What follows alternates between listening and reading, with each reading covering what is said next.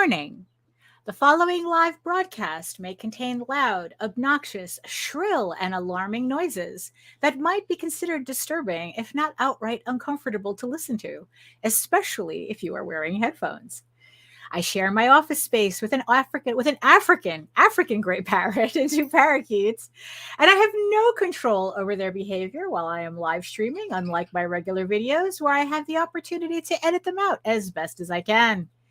If you are sensitive to loud, surprising background noises, I recommend either not turning your volume up too loud or watching my edited, pre-recorded videos instead. Viewer discretion is advised.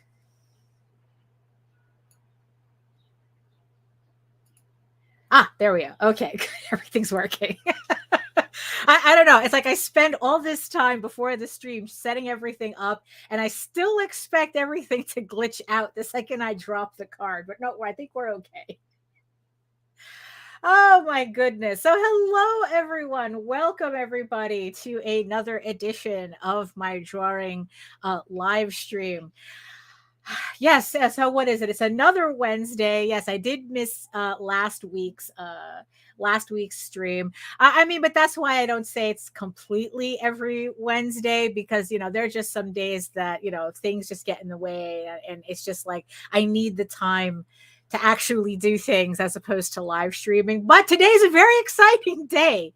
Today I was actually really looking forward to live streaming today. If you have been following me on Facebook, you know that I have become absolutely obsessed with Clip Studio Paint right now. It took me a while, but I am in deep right now. And we're going to be working on some stuff in Clip Studio Paint today. It's like the joke that I said. It's like, brace yourselves. This is the only thing I'm going to be talking about for a while. So. Oh, but let's see. So who's joining me today? Oh, hello, Joseph. Hello, welcome. And yes, I see you, the two people next to the giant eyeball on my screen watching me from regions beyond. If you are watching me from Facebook, if you are watching me from Twitter, come on over to YouTube. Come keep Joseph company in the chat. And of course, Nita is in the background watching everybody, keeping the VIP room clean from the riffraff. But yes. So yes, and like I said, so keep Nita and Joseph company by coming over to YouTube, and while you're here, liking and subscribing and and pushing my count up a little bit higher than 1,000. It's like I still can't get over the fact that I'm at 1,000. I'm over 1,000 subscribers already. Thank you very much for everybody who's subscribing to the channel. And if you are joining me from Twitch, thank you so much for watching me. You can stay where you are. You can stay where you are watching me from the glory that is Twitch. That I'm still kind of getting used to. I realized that Twitch actually deletes clips on top of everything. I thought that if I made a lot of clips that they would stay on like the main page, but I guess after a while the clips disappear too, so I have to get into the habit of maintaining my Twitch page a little bit better. It's like no, that you have to be on top of it or else they'll delete all your stuff. So all right, so I guess before we get started, introductions are in order. Hello, everyone. My name is Daphne Lage, and I'm a cartoonist, illustrator, and comic book artist from New York. I have been self-publishing comics since 1992, and you know what that means. With a few exceptions, the characters on this program are weird and peculiar and not to be trusted. And I am also known for the furry fantasy adventure Tall Tales, which is on Kickstarter right now. Link is in the show notes below. Tall Tales, or so I thought. This is a full color one-shot prequel to Tall Tales Thieves Quest, the main storyline for Tall Tales. And like I said, yes, it is in full color. It is the very first full color Tall Tales story that I have ever done in the entirety of the series so far. And I'd like to thank everybody who's supported the campaign and pretty much encouraged me with your pledge to do more full color Tall Tales books. So yeah, so depending on how this campaign does, we'll find out how soon that will happen. More Tall Tales comics. But thank you so much, everybody, for supporting the campaign. And remember, if you missed any of the previous Tall Tales campaigns, you can get everything on this campaign as well. How many times can I say campaign? Well, I'm going to say it a couple of more times because I am also known for my mature audiences, medieval fantasy soap opera drama. I'm still trying to figure out how to advertise this thing. Ego Raven, Heir of the First Unicorn, returning to Kickstarter summer 2023, which actually isn't that far from now. I am planning to release this in August. I just don't have an exact date yet. But I'm just waiting for the campaign to be approved. And once that's approved, I can start announcing dates, a launch date for the campaign. The book, yeah, I'm still correcting the proof that I made. It is completely done. You know how I work. No book, no campaign. So the book is finished. So yes, I'm still just proofing that out and getting everything done. But again, all the links are in the show notes to support everything that I'm talking about here. And I am also co-host with Nita Lanning, who, like I said, is manning the VIP room in the back, making sure everybody in the chat, doesn't act up, because you never know, right? I'm co-host with Nita Lanning on the Rage Into the Vlogs show every Monday and Friday on the Indie Comics Network at 11 a.m. Eastern. You could check us out. Yeah, it's like we're gonna have so we will be doing a show. I literally forgot today was Wednesday. Like, I'm streaming for no reason whatsoever, just to show you where my head is at. So in the meantime, you can read both my comics online at Tall Tales, that's TAILS online.com, and egoworks.com, EGOWORKS. And you can also check out my videos on how I make my comics here on YouTube at my channel at Daphne Lage, Lage Art, which also simulcasts through the Indie Comics Network. So again, make sure you like, subscribe, and hit the notification bell so that you get notified whenever any of my shows go live. So yeah, like I said, a lot of stuff is always going on, because like I said, I have these campaigns. I have the campaigns that I'm running. I also have, the upcoming campaigns that I'm making stuff for. Oh, look at that. I didn't even realize that I left my phone there. Let me just put that there. Like I said, I'm still going over Ego Raven issue 7. Like I said, it is finished. Can't really flip through it that much because this is a very spoilery issue. So I don't want to accidentally give anything away. But like I said, the book is done. I'm just waiting for Kickstarter to approve the campaign so that I can finally get the pre-launch up, if they'll actually allow me to do it. Like the last time I tried to get it approved, they said, no, you have to finish your other campaign first. It's like, okay, whatever. Like I said, their rules are a little bit arbitrary and it annoys me sometimes. Where it's like they were able to allow me to do that the last time, run a campaign and then run a pre-launch for something else. And now they're saying, no, we changed our mind. But, we'll see. We'll see. Because I'd really like to get that pre-launch going. Also, a couple of projects that I just want to highlight today. So congratulations to Tyler Carpenter, who launched his Super Plumber Sisters on Kickstarter. It's issue 1. It's the link is in the show notes for that campaign. It looks like a really, really fun, kind of like, Super Mario Brothers, but they're girls and they hunt monsters. So it's like, you know what? Yeah, why not? So the link is in the show notes for that campaign, Super Plumber Sisters, issue 1 by Tyler Carpenter. Like I said, it looks like a lot of fun. So So yeah, so check that out. Also, if you caught us on the Monday vlog, you would have heard me talking. So I'm going to talk about it again. I am collaborating with Krista Crawford from Wolf and I, the comic, on her next campaign. She's been writing a romance novel series about about mythical animal shapeshifters and all that stuff. And her next series, novel series, is a 3-volume romance novel, which called Sky of Thorns, which has unicorn shifters in it. And when I found out about that, I go, girl, you can't do this by yourself. And we will be collaborating on the campaigns because Eager Raven, not issue 7, but the Unicorn King's Daughter and Tales from the Outer Kingdoms will be running at the same time. Started coincidentally, but now it's very much on purpose. So starting at the end of September through October, our 2 campaigns will be running at the same time.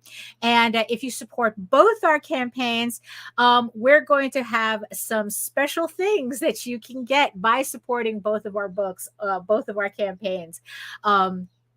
During during that time period. So we're still putting stuff together. We're still talking about what we already have one idea, but there's a couple of other ideas too that I have that I think would be really, really cool for us to do and whatnot. But yeah, so keep an eye out for those campaigns. The link to Sky of Thorns, the pre-launch page is live for that the pre-launch page is live for Sky of Thorns. So that link is also in the show notes. So also make sure that you're following me on social media, on my Facebook. My Facebook especially is where you can find me, so that when more news about this collaboration comes out, we'll be announcing it there.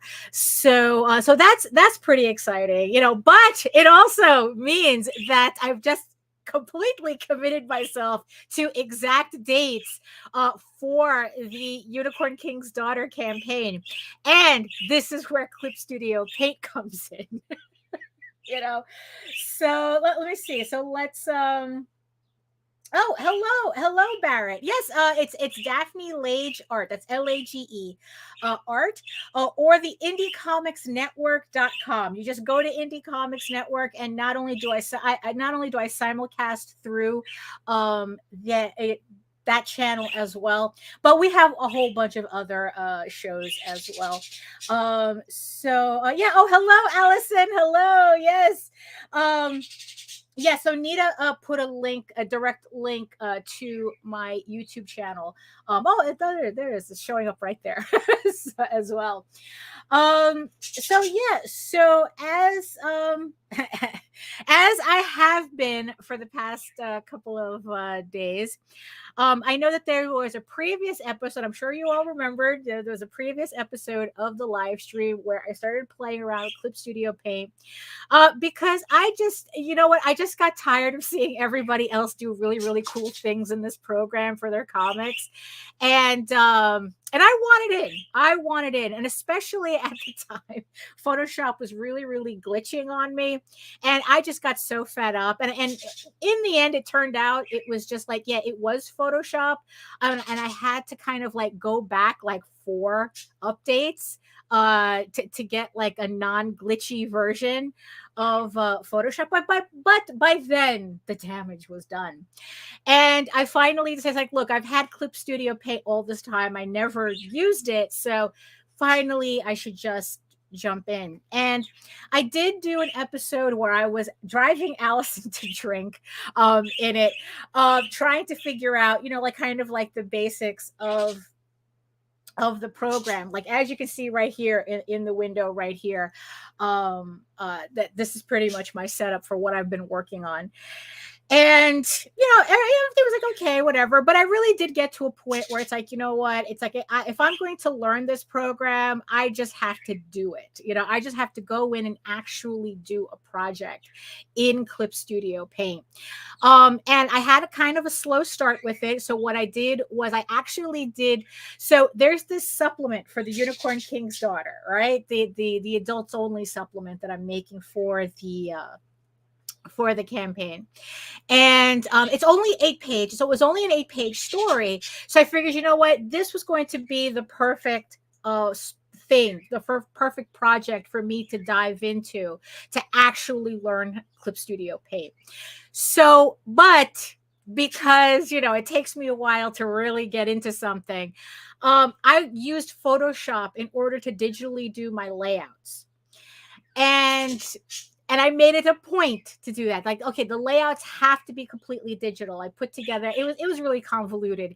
It's like, now that I know more, it's like, okay, now I know for the next project I have to do from scratch, I know exactly what I need to do in Clip Studio. But the other way I did it is like, because I used a combination of Illustrator and Photoshop just to be able to do these layouts. And it's like, yeah, it was convoluted. But I got the layouts done. They were completely digital. I showed the first page up on my Facebook. And then the next thing was bring it into Clip Studio Paint and finally work on it. So as you can see, you know, now because of the project, I had to cover some things up because I don't want to get in trouble with YouTube, so that everybody could take a look at it. So let me switch over really quick so that you can see. So this was kind of the first page that I have ever inked, like completely. I started playing around with 2 of the panels, trying to figure out my pen brushes. I originally wanted to use the G pen option because I kind of liked it the last time I did the stream, but I don't know, like for some reason when I just started using it here, I wasn't really happy with it. And I started looking through the menu to say, okay, what are my other options here? And I go, you know what? It'd be really nice if I could have, let me see, oh no, that's not it. I still have to get used to the shortcuts. Oh, here it is. Okay, so here's my Zoom shortcut. Okay, all right, because some of them are the same as Photoshop, but others aren't. I know that there's a way that I can kind of set the shortcuts, that I can assign shortcuts differently. Yeah. Yes, there was a lot of drinking on that show. Oh, hello, Michael. Hello. So, you know, so my whole goal that I had wanted was that, you know what I really, really wanted from Photoshop that I couldn't get was a brush that could imitate my Rapidographs. And I'm playing around at this point, you know, I'm trying to get the G pen to work. It's not really looking the way I want it. And it's like, I was getting frustrated and whatnot. So like I said, I started going through the different pen tools, trying to figure out, it's like, you know what, it would be so great if I could find something here in the menu that could imitate my Rapidographs. And almost as soon as I said that, I came across the felt, what was, let me see, where's, let me see, this is, the felt pen tool. Like I said, I was just playing around with it. And what I realized was that the measurements on my Rapidographs were identical to the measurements in Clip Studio. So here, like the 0.3, the 0.6, the 0.8, and the 1.2, they're identical to my Rapidographs. And as you can see from what I have on the screen, yeah, it's like I've done printouts of these, and I was like originally trying to like I had my original art next to me, and I was like making sure that the lines looked exactly like my original artwork. I even printed this page out to make comparisons. And if I didn't know that these weren't my pens, I would have just, they looked identical. And I was just like completely floored as to how quickly that happened. And once I realized that's what I had, that it's that this was identical to what I was doing on a physical page, I was hooked. And so many things were just like kind of like coming together. I mean, it's like I want to thank Allison because I was bothering her on one night going, how do I get this to happen? How do I get that to happen? How do I make the borders? And, how do I, set up the page correctly? And I finally got the hang of that, like the difference between just splitting the panels, but the artwork is kind of still on the same page, or splitting the panels so that each individual panel is its own folder. Like now I understand how that works. And also I understand how to organize my layers, because I mean, it's like I would see other people's, so I just actually there's people. Okay, so I want to thank Allison, I want to thank Visenia, and I want to thank Sam Vera for pretty much for me being over their shoulder, essentially, when they were doing their live streams and whatnot, and I would be watching what they were doing. It's like, okay, what are you doing? How are you doing this and whatnot? And eventually it came to this head where it's like, okay, I'm finally going to do it myself. I'm finally going to do this. Because I especially saw Visenia doing some special effects in, like, it was a stained glass window. Like, it would have driven me crazy to do a stained glass window like by hand, but she did something with the brush where it gave her kind of like a double outline, and she was just able to just draw and immediately get like, yes I did yes I did. Once I get over that hump, that's it. It's all done. It's all good. That's the thing. The procrastination is no joke, though. It really is no joke. Because I couldn't believe, like, just in the end, how easy this was for me to transition to once I had the right tools to do it. And not only that, I realized that, it's like the reason why I was struggling so much trying to do digital, like fully digital artwork in Photoshop, is realizing that that's not what Photoshop is for. Like, yeah, I can color a comic in Photoshop or whatnot, but I could never get the hang of drawing in it. I was just beginning to make layouts, but that's as far. But doing like work like this, because I couldn't get the pens to work. I couldn't find a brush that worked the way I wanted. I had something close, but it wasn't giving me the result that I wanted, which was pretty much, I want you to look like the stuff I have on my desk, right? And hello.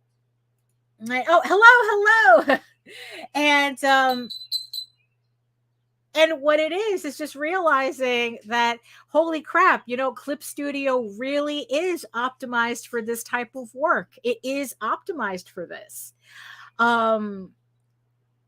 And like, even like before, I know that I was complaining about even the size of my Cintiq, that it's like, oh, maybe I needed to buy a larger one, or this, that, and the other thing. And it's like, like, oh, I should have spent the $400 and gotten like the 22-inch, or something. It was like $400 or $500 difference between getting the Cintiq 16 Pro, and I think it was either the 21 or the 24-inch. The large one. But I was literally being cheap. It's not that I couldn't have gotten it. I was just being cheap. But the funny thing is that Clip Studio Paint, here I am using my 16 Pro like it's nothing. I mean, granted, maybe having the larger surface area would be more convenient, but now it doesn't feel like, this shit's too small. Which was like bothering me for the longest time, because it felt like I was always struggling, and it's like, and now that it's like, I've been doing pages, I've been inking pages since like yesterday, especially. Like I said, I can't really show the rest of the pages on this. Maybe I can show this one page, this other page. Because like I said, for this one, yeah, because for this one, it's like I had to put the bars on it, and it just gets worse. So I think I can show you the last page, because I was talking to Allison I don't no, I really don't want to do that here.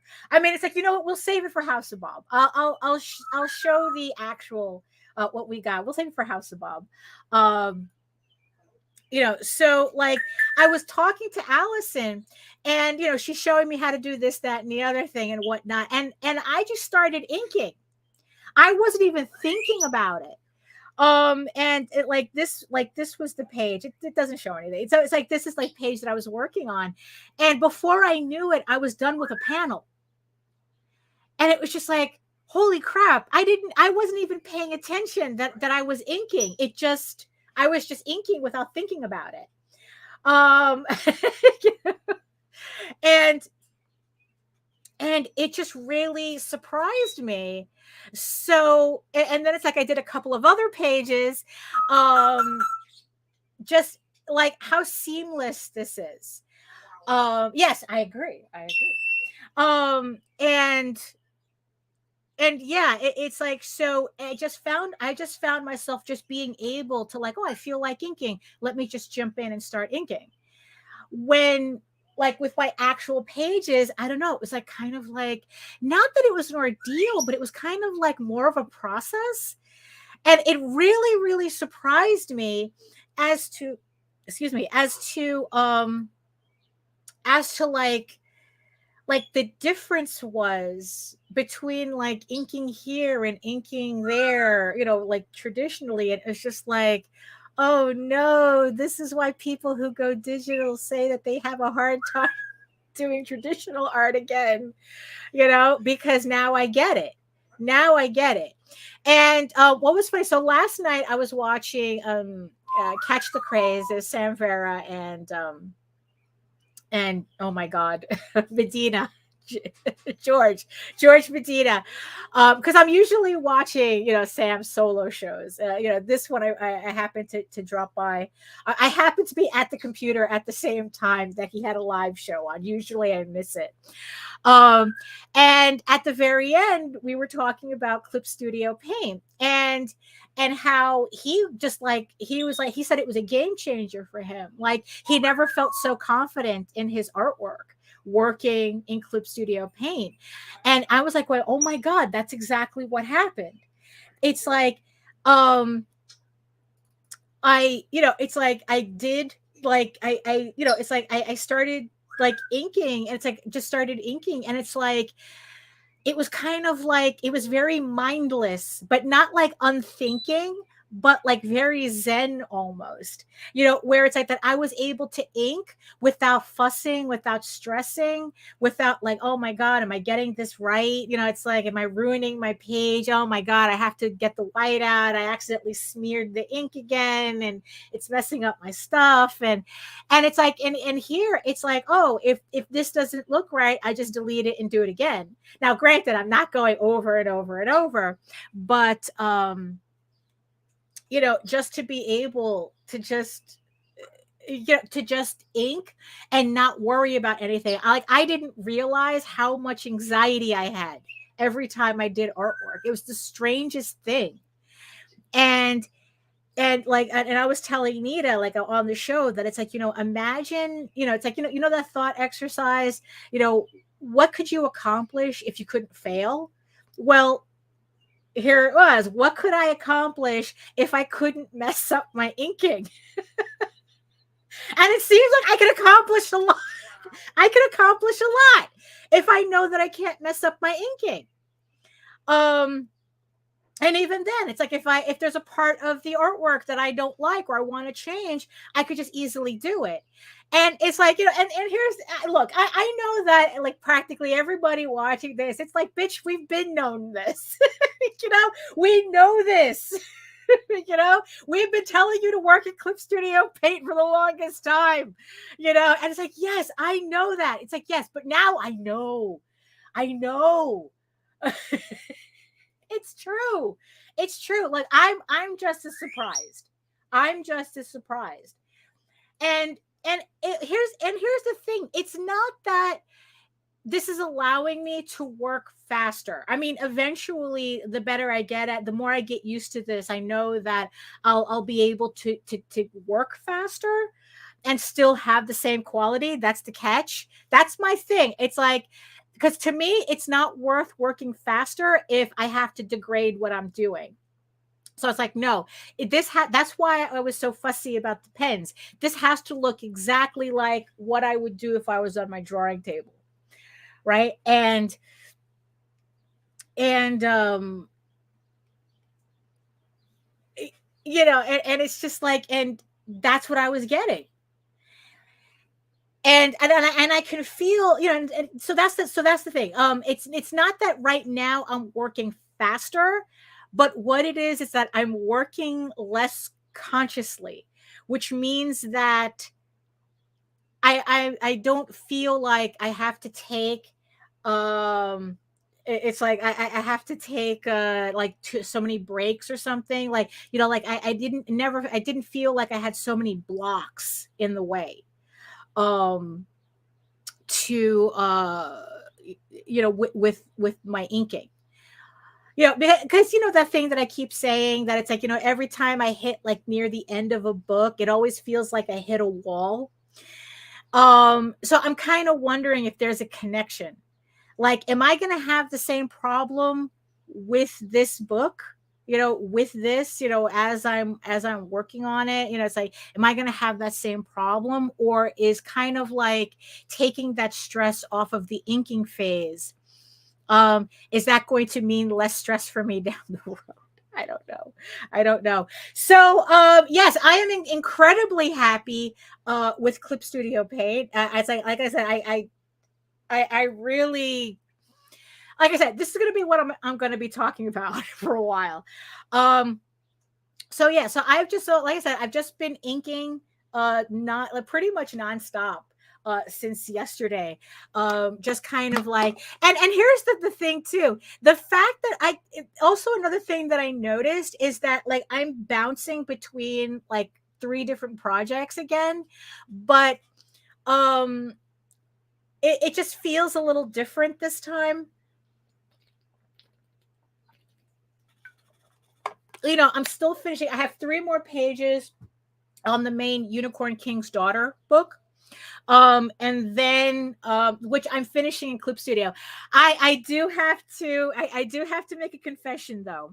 So let me bring this let me just set this up so that I can start inking this. And this is kind of the thing too, right? Is that the fact that I can zoom in and actually work cleaner than I could do, on paper. So yeah, there's a lot of things that there's a lot of things going on.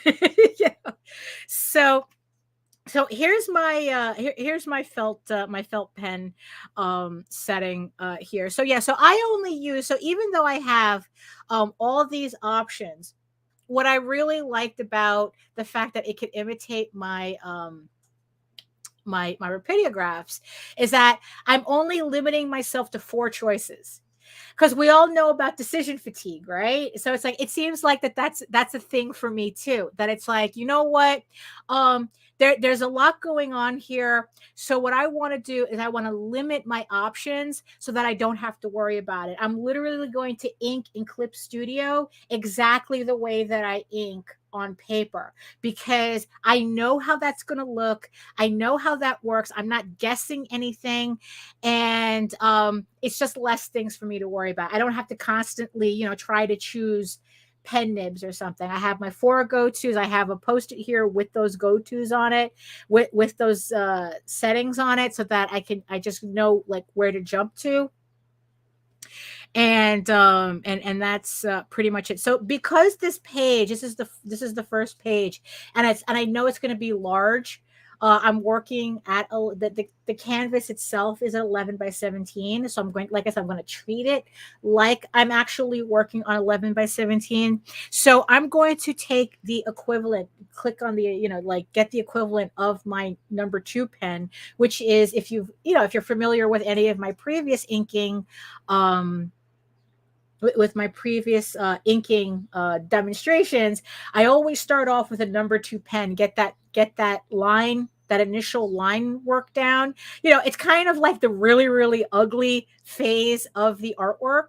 Um, but you know, but that's just, you know, how I like to start things. So yeah, so I have my pen here, and I'm just going to start. Oh, you see, oh, and this is also the thing too that I had to learn. That I have to make sure that I'm on the right tool.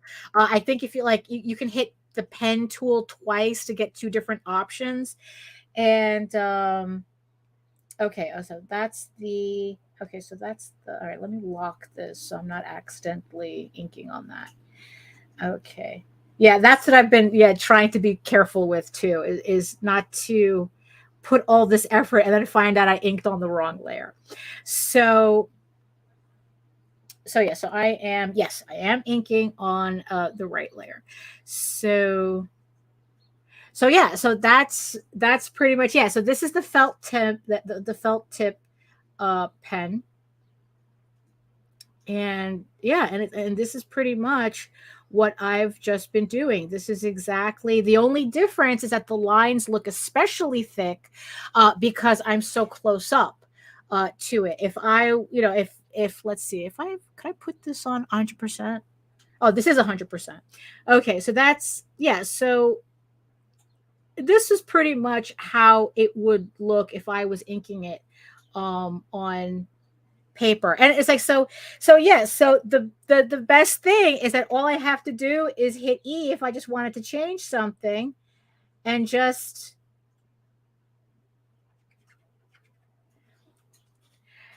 I would have to break out white, no breaking out white out, no nothing. You know, it's like again, I know that everyone's like going, we know, but it's like, look, like I said, this is going to be my life for a bit. So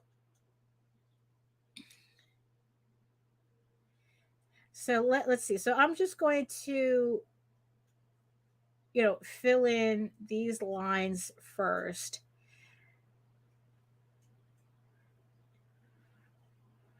And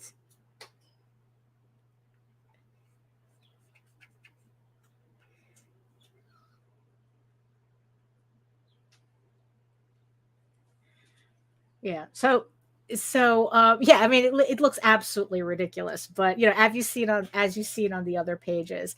Oh, okay, hold on, I forgot my music. Hold on, let me just put my music on.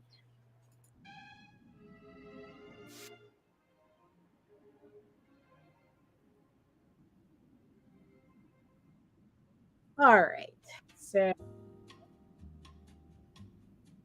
we're gonna stick with some bossa nova again for the playlist.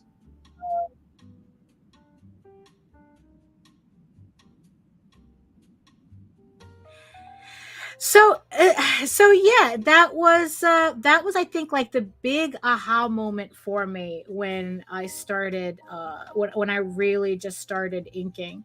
Um was like, wow, I didn't realize that anxiety was such a thing for me. I mean, anxiety is always a thing for me, but I didn't know that it was like affecting me this much just while I was working. Um you know, with inking. Um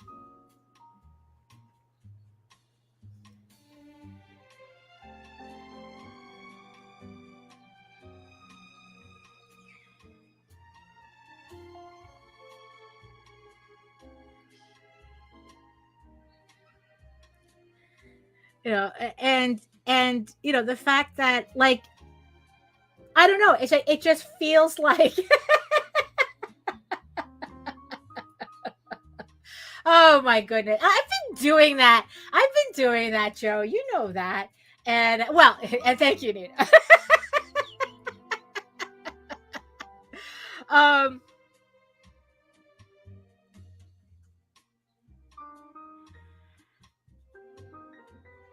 but yeah, it's like so yeah, so I'm just kind of wondering. Well, yeah, so that was the thing. So Sam had said on his show that it was uh it was the exact same thing for him, that it's like he started working in he started working in, like every other program that he tried to work in was always a struggle. And I've watched him, for a while, trying to get these other programs to work. He had Photoshop, he couldn't, again, it's like he couldn't really get the hang of it. He tried some other programs, and I remember him struggling, and he said that once he got Clip Studio Paint, it was like everything clicked for him. And and it was just like, it was, again, my comfort zone, and that whole thing. And you see, and that's the thing too. It's like, even when my lines are a little bit messy, it doesn't bother me. Like if I had those messy lines on a piece of paper, the whiteout would be coming out already. But I know that I can fix it here, so it doesn't matter. So it's like, so it doesn't concern me. It's like, oh, I can fix that. I can fix that.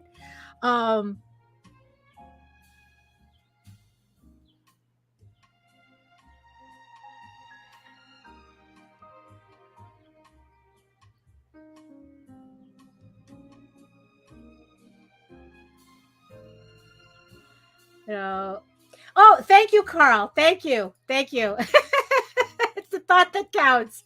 But thank you. So yeah, so Sam was saying how, like his confidence really went up once he realized that, yeah, this program isn't just able to do that. um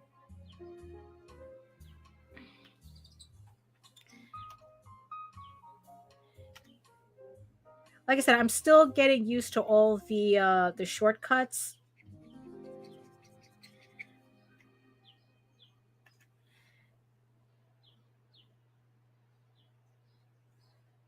Like, I just realized what the shortcut for the magnifying glasses, for the zoom, and oh, that made it so much easier.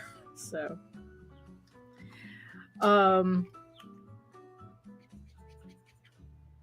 yeah, so it's just, just really nice to be able to just like, oh, let me just, ink in, and ink and just not think about it. And that's kind of, um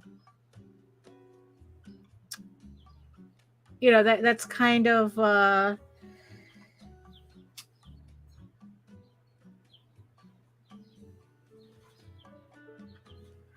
I don't know, it's just like, just being able to not worry about it.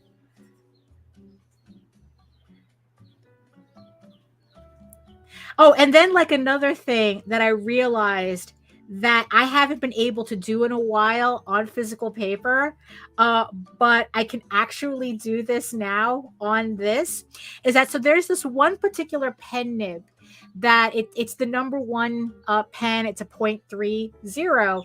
I haven't been able to use that pen nib on paper for a long time.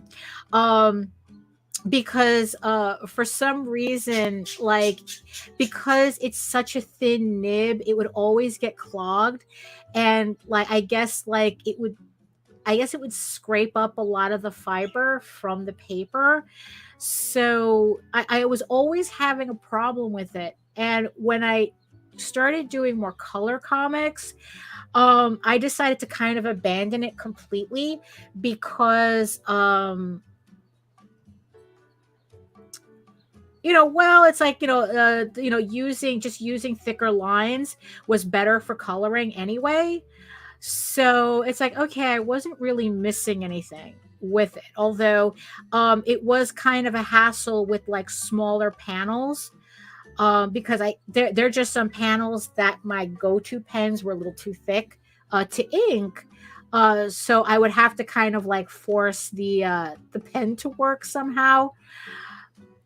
And now this, I'm now able to use it. I'm now able to use that particular thickness of pen, um, without having to worry about it, because there's nothing here. It's just digital.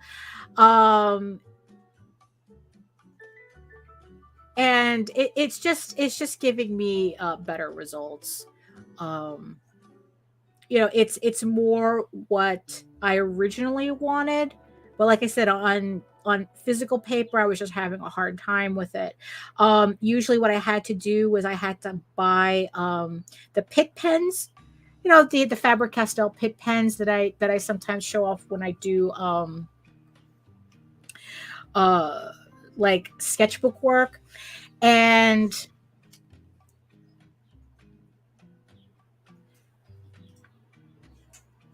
I don't like that. And I usually had to use that, but the nibs were so small they never lasted very long. um but I would use them mostly for like really really small faces, or just really, like just really really small detail. um but now I don't have to worry about it. I haven't tried any of the special effects or anything yet. I figure, let me get over this inking hump first. Um, I have everything. I work so far in advance on certain projects that I have it, that I am not doing everything um in Clip Studio yet, because I already have everything set up in other programs. Oh, hey Melissa. As another artist that works traditionally but just started integrating Clip Studio Paint to their workflow, it has made so many things so much easier. It keeps my lines from being shaky and they look so clean. Oh my god. Hold on, let me see if I can open this. I need to show you this because I was freaking out when I saw this. um okay, so these are the like I was doing pages for the Unicorn King's Daughter, the main series, and I only had like a couple of pages left, like 4 pages left. And my original intention was to finish the series. I mean, finish the pages traditionally and then jump into Clip Studio. That did not happen. So what happened here was, so this top panel here is traditional. This is a panel. So this panel I did traditionally. It was pretty much the last thing I inked. um I was going to, like I said, I was going to finish the page traditionally, and I said, no, I need to transfer this now, because there was something about this page that I was procrastinating on, and I knew that if I was going to finish it, I had to finish it digitally now. So this is the last panel that I inked. I scanned it in, I put it in my page, I set up the file in Clip Studio so that I could finish the last 3 panels. So I wasn't even paying much attention, but look at that mess. Look at that.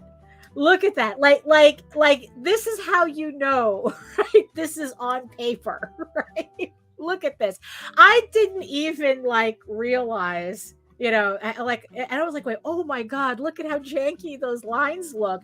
I mean, when it's printed, you don't notice. That's the thing. I mean, this is what blown up like 200% or something. But when I did the panels, this stupid face. I my boy.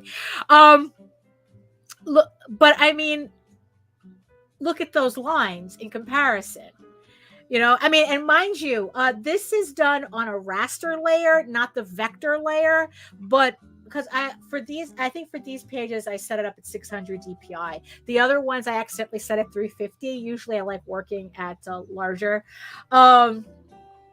Yeah, I know, right? Yeah, so I'm working on this panel, and then I'm accidentally seeing the panel above it. um I'm accidentally seeing the panel above it, and it's like, oh my god, like this is why I made this decision. Um, because it's like, look at how clean that work is. You know? Um, I keep wanting to put in Photoshop keys. So, and then it's like when I was doing this panel, I learned that if you hold the shift key, that you can make straight lines with the pen, but at any angle. In Photoshop, you can only do it in right angles. So it was kind of limited. But here it's like I was able to just I mean, this is supposed to be a DVD shelf, and this is supposed to be a bookshelf. It'll look but the fact that I was able to do all of these outlines, just line, just it was really quick. um yeah, yeah, I don't know, it's like I was watching a tutorial about drawing in vector. I think I just have to do it to just you know get the hang of it. But I mean, for me, raster is fine. I mean, that's technically how all my work is. Even when I scan it in, it's raster in Photoshop. So I don't feel like completely like I'm missing it, like I'm affecting anything. So so the fact that I was able to do this bookcase really quick, and the fact that I was able to get this TV in the background, just straight lines, I mean, because the straight lines was something that I've been trying to do freehand. It's like I've been getting better at it, but it's not really like how I want it to look. But now I don't have to worry about it. So like there, like, and also it's like here, what I was able to do also is that I was able to bring in a photograph and actually trace out the actual sofa that I wanted them to be sitting on. And it was just I don't know, it was such a game changer for me on this.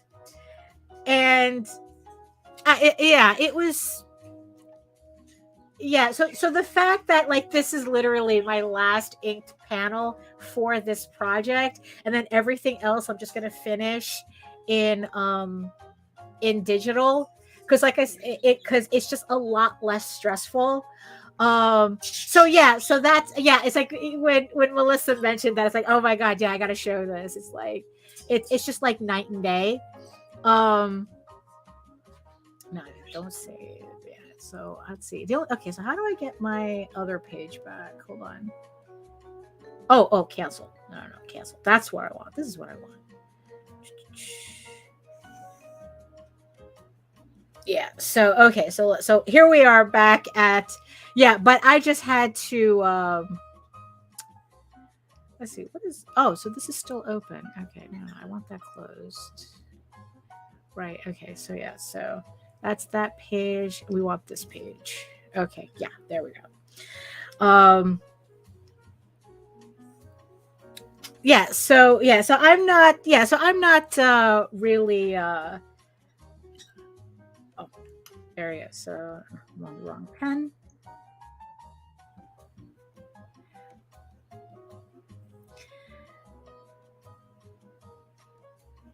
Because like I said, I've printed sample pages of this already, and it's giving me exactly what I was hoping for. So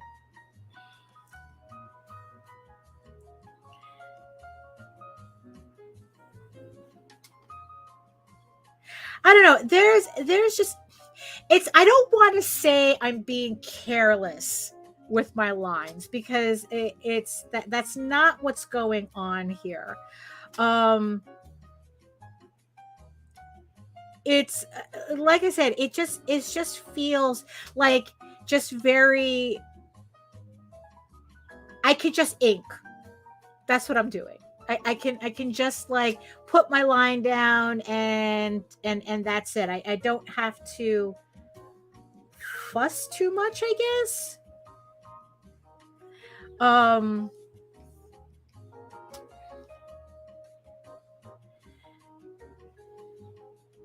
Because yeah, it's like I can always fix it later if I really make a mistake.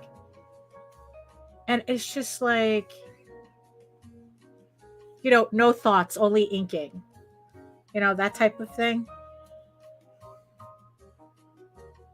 No, that's what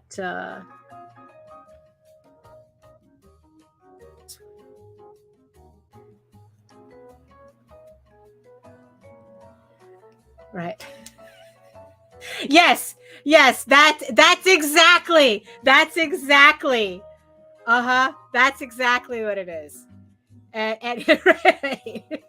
Yeah, it's like I don't have to think about it. Who knew? Who knew? Well, actually, well, you guys knew that I needed to get it to Clip Studio Paint. I just didn't realize what yeah, it's like, yeah, this is a game changer. You know? Oh, so like I said, it's like I work so far in advance. Yes, on paper, well, I have to live with this now. Yeah, that's pretty much that's exactly. So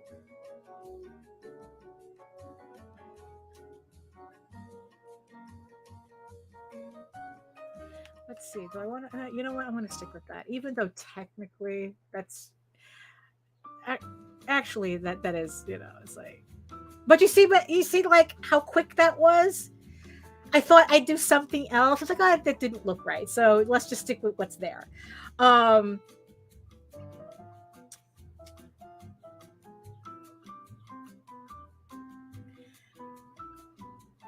So what I started, right. So what I did was, so I'm working on those last 4 pages for the Unicorn King's Daughter. I'm working on these 8 pages for this is the adults only supplement, which this is I can't go any further unless you're working on like unless you're watching this on like a 4K TV, you know, 60, you know, whatever 80 inches, and maybe you can kind of catch what's over here.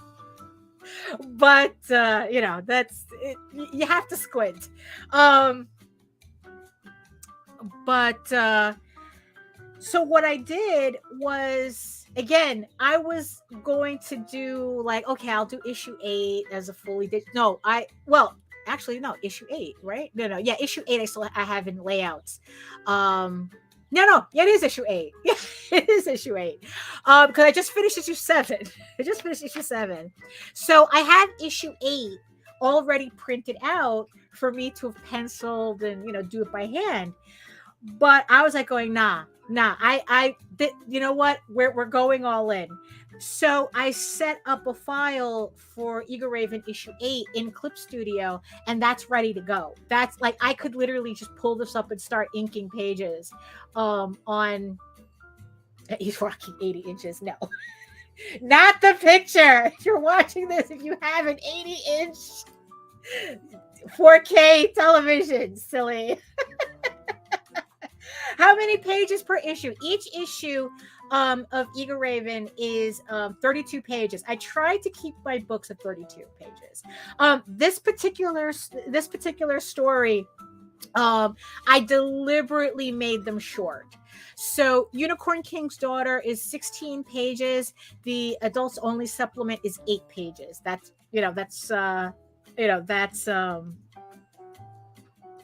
that was a very deliberate decision.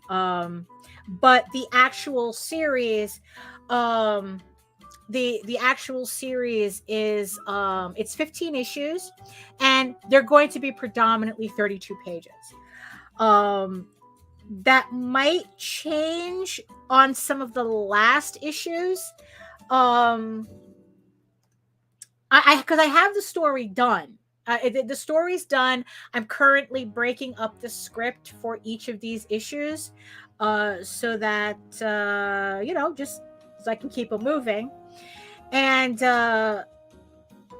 what I realize is that I might have some scenes that I may have to extend, because like I'd rather add, because you know I want the scenes to really be impactful, but they might be a little too big to just keep it in 32 pages.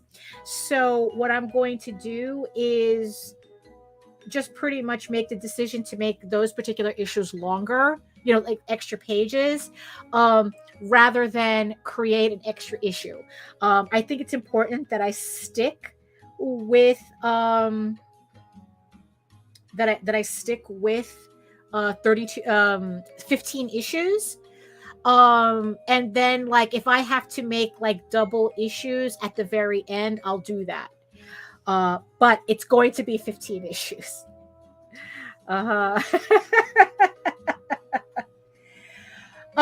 So do you feel okay? So Yomega is asking me, so do you feel you put too much pressure on yourself to make each page the best ever? It's funny that you mentioned that. I kind of have a feeling that's what was happening to me with the physical, like doing the work physically, with doing traditional like penciling and inking and whatnot, that it's like yeah, I do want it to have a certain standard, but here's kind of the thing though, is that it's not that I'm not doing the same thing with like say this page or any of the other pages. It's just that with taking out kind of like the physicality of the artwork, and being able to edit in digitally as I go along, that I feel like that I could get what I want out of my pages with less stress. As if that makes any sense. You know, because this is the thing too, because it's like, you know, as you could see from these lines, I mean, the fact that some of them are shaky, some of them, like you see here, like here, it's like I would have had to have broken out the white out and everything. I would have been sweating. I would have been upset. That's like, oh, I must have, you know. It's like, look here, there, it's gone. It's there. It's done. You know, let me check that I'm still on the right layer. Still on the right layer. So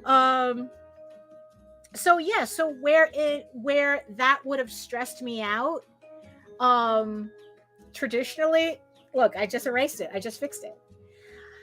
Oh, but also the thing is too, is that what I liked about this felt pen like option is that it's not like my lines are perfect.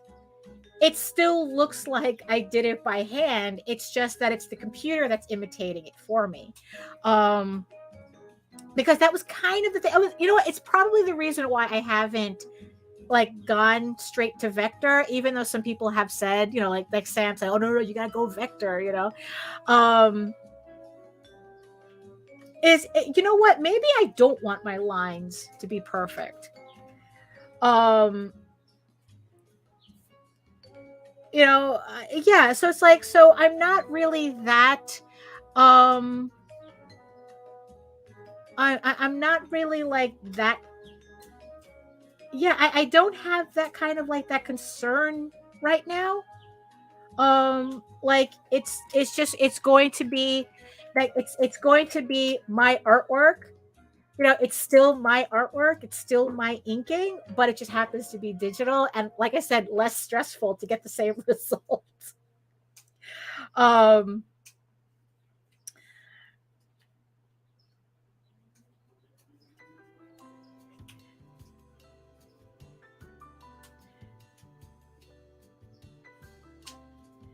But the amount of anxiety that I was having, that I realized that I was not having anymore by doing this. I mean, yeah, I didn't realize I was putting that much pressure on myself. I mean, that was a real thing. I didn't realize that.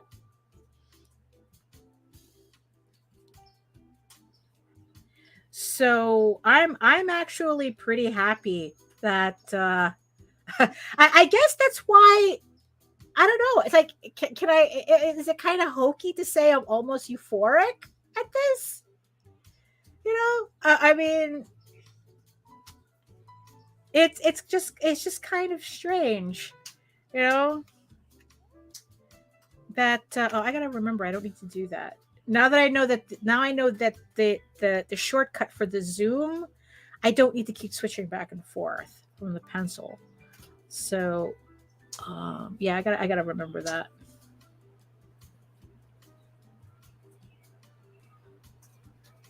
I'm just like I'm just literally feeling like I'm just chilling. We're inking, Yeah, it's me still drawing. Yeah. Yeah, I agree. Yomega says, he says, I love touching paper and having a pencil and pen in my hand, but I also really enjoy doing digital. It's just a big time saver. I agree. I was kind of resistant for a bit, but again, I think that I was more resistant because I thought it was going to be just as fussy as Photoshop. Um, and considering, in the beginning I wasn't quite getting what I wanted. Um, honestly, it was this pen that did it. It was the felt pen option. Oh no, that's wrong. That's how easy that was. Like it was, because it's like it was almost like I didn't feel like I had to relearn how to ink. That's the thing that I really didn't want, and it always felt like I had that's what I had to do, was relearn how to ink, and I didn't want that. It's like, why can't I just ink, have my stuff look exactly how I want it, the way I was doing it, you know? Um, yeah, I'm using a Wacom Cintiq 16 Pro. I guess with whatever this pen is that it came with. Um,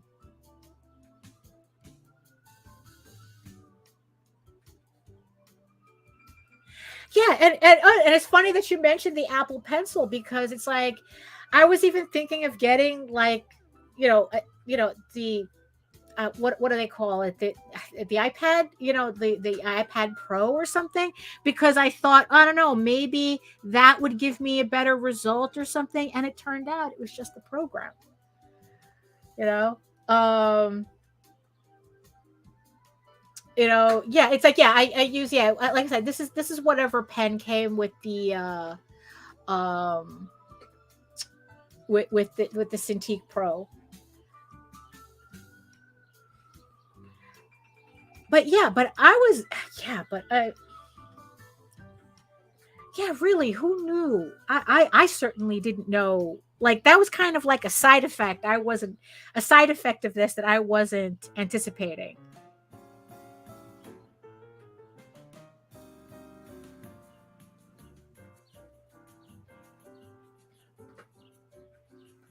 But I mean, it just goes to show you how much of our problems really are just mental. And it's just like we just create too much nonsense in our head. Um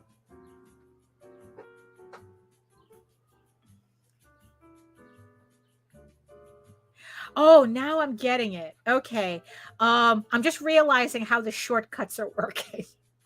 So it's like, as long as I keep everything on my pencil, on the felt pen. If I use shortcuts, it automatically goes, and let go, it automatically goes back to my pencil. So I don't have to keep switching back and forth. I was getting like really confused yesterday with that. Um okay, now I'm getting it. Now I'm getting how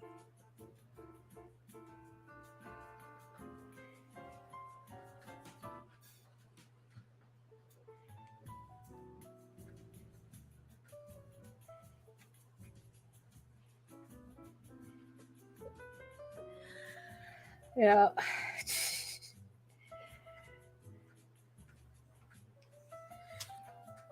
And I have to admit, though, I really, really like the panel masking that it does. I mean, I really do like that. I like being able to not have to worry about going outside of my borders. Um I'm not I am not a fancy layout person. Um so like doing like wacky panels and stuff. Like I did that in the beginning because it's like I used to study a lot of Todd McFarlane when I was younger.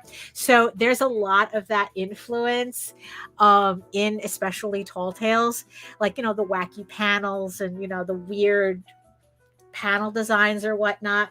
And and it just got to a point where I realized, like, the more I did them, the more I realized that, wacky panel designs really don't do anything for storytelling.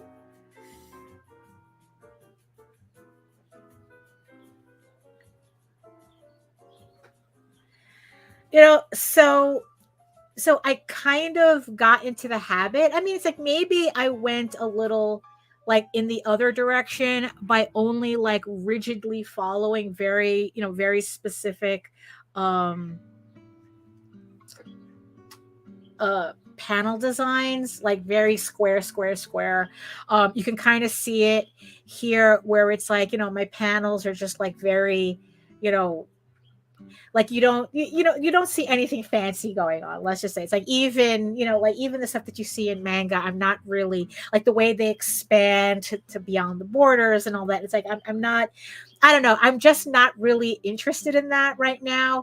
So good night, Carl. Good night. um and um so I just try to keep the panels as simple as possible for me, although there are like a certain couple of special effects I want to be able to do on a couple of future pages, but I'll worry about that when I get there. um so I have issue 8 already set up in Clip Studio, ready to ink. And I'm really really looking forward to that. um just being able, I don't know, to just to just finally just work on it and get the next volume, the second volume of Eagle Raven done. I'm really trying. That's the book that I'm really really trying, focusing. um I'm focusing on getting done for this year, the second volume of Eagle Raven completely done. I want to have, yeah, I want to be able to have issue 8 mostly done by the end of August, so that from September, I'll have September to December to lay out issues 8, 9, no, 9, 10, 11, and 12.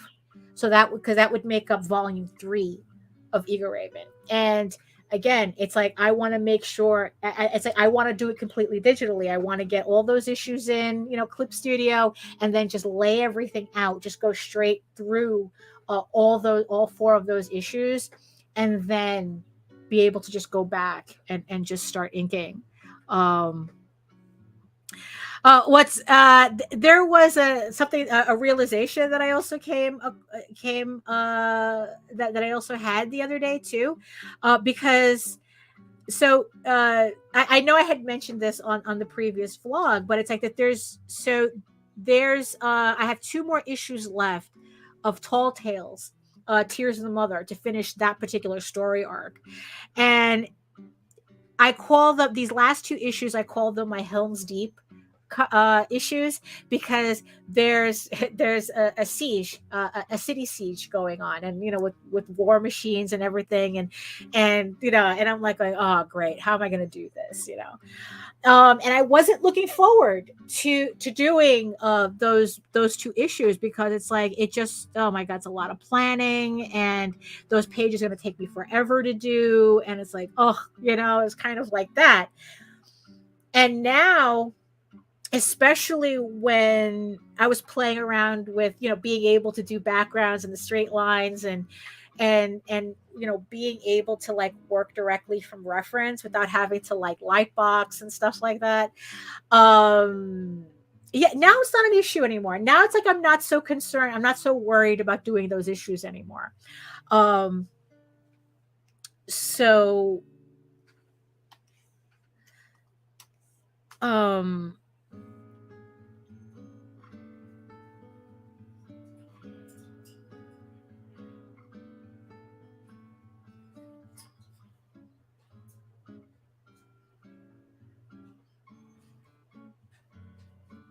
yeah, I just get into doing these little details. That's right. You see, what's stupid though? This is the stupid thing, right? These are supposed to be braids. And I will absolutely not spend any time actually drawing braids, but I'll do these stupid little textures. I'll do this stupid little thing. That I'll do that, but I won't draw in braids. I don't know. It's like that was like a decision I had to make on this. Um, I don't know. It's like, and that's the funny thing. I know that I can download a brush that does the braids automatically and whatnot. But yeah, so here's the thing also that I really wanted to keep conscious when working digitally like this was that I I did not want to you see this is the thing. Well, yeah, you see, yeah, I know. It's like you look at other people's braids and look for a shortcut that way. This is my shortcut, even though everybody thinks they're dreads, not braids. And it's like, no, they're braids because that's how I describe them. I wrote a full novel, all these short stories, and I describe it as braids. I describe his hair as braided. I just won't draw it. I just won't draw them looking like braids. Um, but they're braids. Um, so the thing is like I know that it's like eventually what I want to do is I want to create my own like texture brushes and whatnot so that like there's a particular way I draw foliage. And it's like what I want to do is instead of using the assets that Clip Studio Paint has that everyone tends to use, I want to create my own. Um, I just think that my style would look too odd with the assets because the assets are a little too perfect for me. And there's I don't know, there's a certain crudeness, I think. Like I don't know, it's not that's not really the word. I mean, I don't consider my work crude. Um but I don't want anything in the artwork to look um I'm probably gonna have to change this nib out soon. Oh, probably. Oh, look at that. It fell out by itself. Hold on. Let me see something. Let me see. I think I have to change the. I'm gonna have to buy more of these because the felt pen was kind of wobbly. Oh, I think I okay, and it just kind of fell out. I'm probably gonna have to buy more of these. I really like the felt. I was recommended to use the felt tips from Russ Leach. Um, he's working on some Batman books for DC UK or something, but he's also done work for Marvel UK as well. I think he's also working on He's doing like he works on Doctor Who too. He's working on a whole lot of projects at the same time. And when I was like watching him, I think he was using Clip Studio for a while too. And he says, "Oh yeah, use the felt tips on the pen because it protects better the glass on the screen." Although he said for the larger, I think he upgraded his system, and he says ironically The larger ones, you need to use the plastic tips, not the felt. Because I think it scratches the glass, like the felt scratches the glass or something. I don't know. It has the new Cintiq that he has a different surface. So he goes, no, you have to, for that, you can't use the felt on it. But I started using the felt. Oh, there we go. Okay. I started, look at how easy this was. It's like if something had wrecked, I mean, one of my pens had broken while I was inking like a couple of weeks ago, and I literally had to stop everything I was doing because I couldn't ink anymore until I got a new nib. And here I was just talking and just, fucking around with the pen and just switching it out. And, oh, here, we're back inking again. There we go. And my hands aren't stained. Okay, maybe I'm a little too excited about this. Maybe I'm a little too overboard, Maybe I'm being a little too extra about this. What was I talking about before I got distracted by the felt? Oh, it's very nice. I should have changed up the felt a while ago. I think that I gotta buy more of these. It feels so much smoother now. What was I talking about? I forgot what I was talking about. Oh, right, the braids, right? We were talking about Yomega mentioned the braids. Yeah, so I want to create my own assets to work with my style that I have here.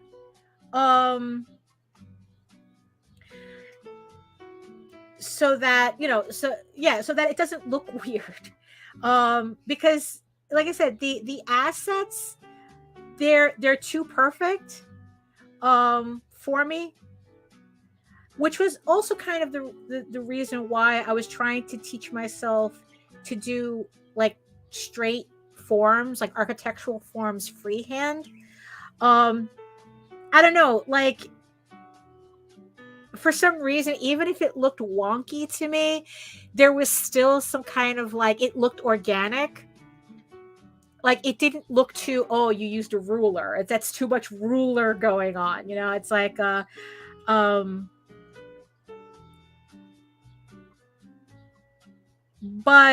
at least now it's like, it looks like I can kind of get the result that I want.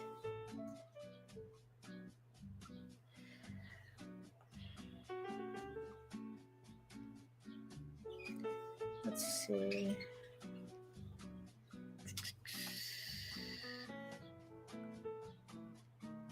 And you kind of see how it's coming together.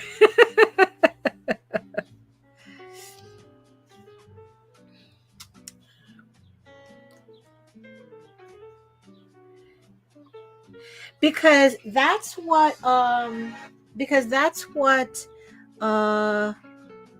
Visenia, that's what I got off of Visenia, because that's what she was doing. She was creating her own like textures in her style, so that if she needed something, she had her own this looks better.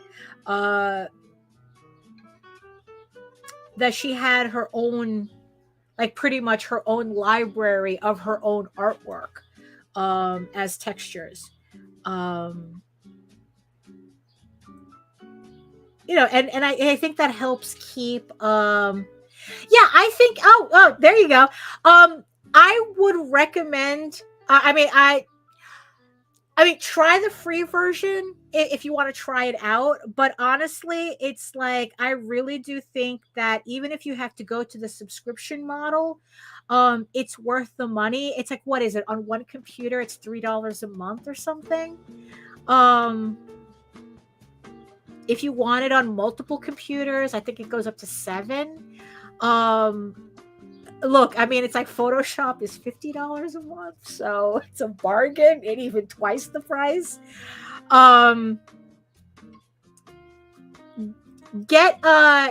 and also make sure that you're using Clip Studio Paint EX, the EX version, not the regular version. I think the regular version is just for like doing illustration, and EX has all of like more of the manga tools. It even has animation tools in it, if you wanted to experiment with that as well. It's like, oh yeah, I could also do my honk, my honk PNG tubers in Clip Studio too, because I could do the mouths and I could test them using the they like I said, they have an animation tool in here. So so yeah, so I got to try that out too eventually. I got to do another one of those PNG tubes. I have to do a final PNG tuber. I know I tested one out with Oswald. I do have one for House of Bob that I want to finally get working on. One of our hostesses for House of Bob. For those of you who don't know House of Bob, EX. Yeah, EX is the one you want. Like I said, it's worth the money. I mean, honestly, I think that they're very, very reasonable. They're incredibly reasonable for what this thing does. Look, I haven't stopped talking about it. Yeah.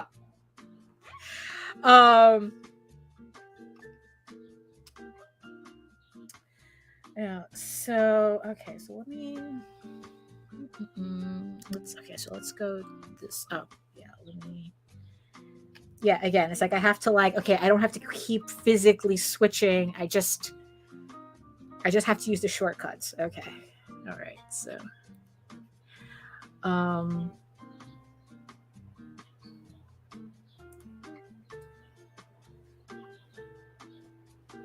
Yeah, so that's the funny. Yeah, so what Visenia was doing was creating her own textures, her own, and that's where I want to go with that too.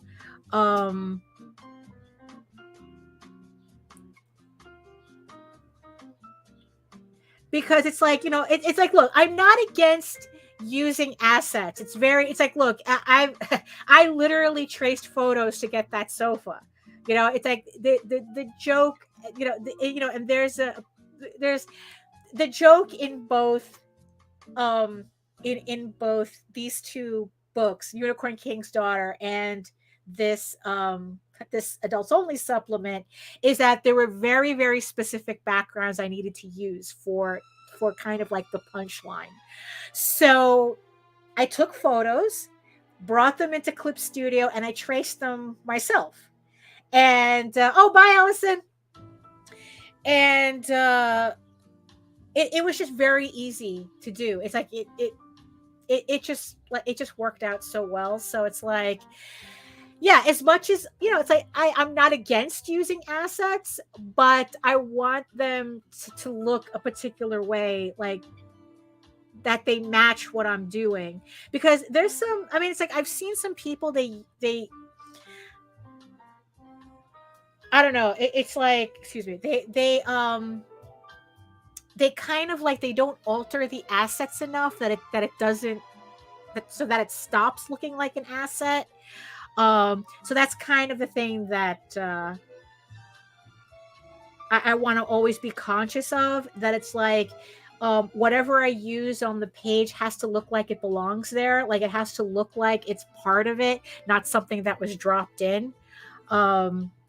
Like I said, that's something that I'll worry about learning later. There's a lot of things in this program that I know eventually. This is the thing, especially with Photoshop, because it's not meant for this, right? It took a lot of people doing things by accident in Photoshop to create a lot of these comic book techniques that we just got used to. Like the way I color, I mean, Photoshop, they never thought in a million years Photoshop would be used for that.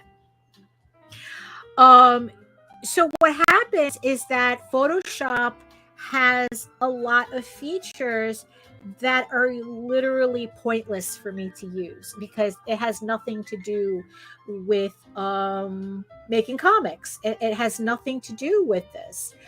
Wow, I really should have changed that. Yeah, you know what? After the show, I'm gonna try to buy more of these nibs because it made such a difference just changing it out that it's like, was I ruining my screen? You know, um, oh, you put Easter eggs in your drawings. I love putting Easter eggs in in my drawings too. It's like in my books. If you read any of my comics, there's always something that I hid in the pages. Um, like kind of like more infamous examples is in Tall Tales, which is my furry comic. Oh yes, yes. I had put it's like there the Little Mermaid is in there. Ariel is in my book somewhere. And I had put out the challenge, a billion points, a million points, for Nita, for finding Ariel in Tall Tales. And the thing is though, I mean it's like, look, you see the book up there, you see the book over here, the book's over here. It's like, Ariel, how did you put Ariel in your book? It's like, no, she's in there. Just like there are scenes from the Pirates of the Caribbean ride at Disney that's also in the book. I love putting that shit in there. I also like making references to just things that I like. And it's just like it's just like visual, just visual. I just love doing that because it's like I want to see if people if people will find them or understand what they're looking at. Like when I make references to certain books, certain TV shows, or yeah. So I guess if your thing is you like to hide bananas in your drawer, I mean that's funny because you know what that reminds me of. Like, I don't know how old you are, but Playboy used to do that, where it's like you had to find the Playboy bunny, the icon, like on the cover of like they would hide a Playboy bunny icon on the cover. So it's like you're distracted by the model, but you had to find the bunny. There was also another thing, like in the pages, they had a thing called a femlin, and it was just like this little sexy gremlin looking girl.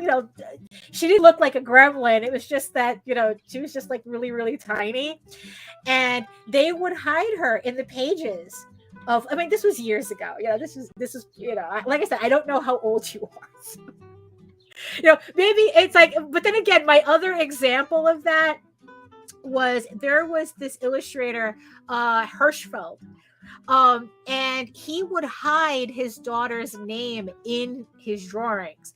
Now, if you look up Al Hirschfeld, I think it's Al Hirschfeld. Jesus Christ, it's been a while. He used to do a lot of like artwork for Broadway plays and things like that. And it's like he did a very famous. He was doing work for TV Guide as well. He did a famous portrait of the Next Generation. Star Trek: The Next Generation cast, and if you look at his signature, so you see his signature, Hirschfeld, and it would always have a number next to it. And people are like, what the fuck is with the number? Because it never corresponded with, like, it's not a year or anything or a date. And what it turned out was that the number was how many times he hid his daughter's name in the drawing. So his daughter's name was Nina. So you would look at a Hirschfeld piece, and then you would have to go looking for all the Ninas in his paintings and in his drawings, which was which if you're familiar with Hirschfeld, you would think, how is this guy? I mean, it's like it's just like very stylized line work. How is he hiding anything in it? And he does, Um, oh, there you go. So you put your friend in a Terminator movie cover. Yeah, that's fun too. Yeah, that's fun. That's it's like, look, that's the fun stuff we like doing, right? um it just makes it it just makes the art interesting, for us even more. Like, it's kind of like we're putting in um oh, what happened to the original VHS cover for the Little Mermaid. Again, going every all roads lead to the Little Mermaid. um where the urban legend was, for the VHS cover of Disney long changed this. The original issue of the Little Mermaid on VHS, the person they hired to do the cover, they had fired in the middle of, I guess, him producing that cover artwork. So to get revenge on, I guess, on the company for firing him, he made one of the towers in like in Ariel's castle, a thing. A thing that wasn't supposed to be there.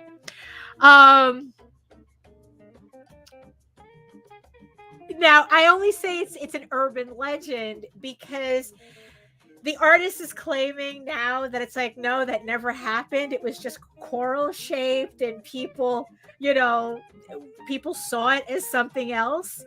And it was still funny because it was enough for Disney to still change the artwork anyway. Yeah, I know. Yes, it was, Nina. I agree. I agree, it was. Yeah, it's like, but it was just like really, it was just funny. It was just funny. Yeah. Um yeah.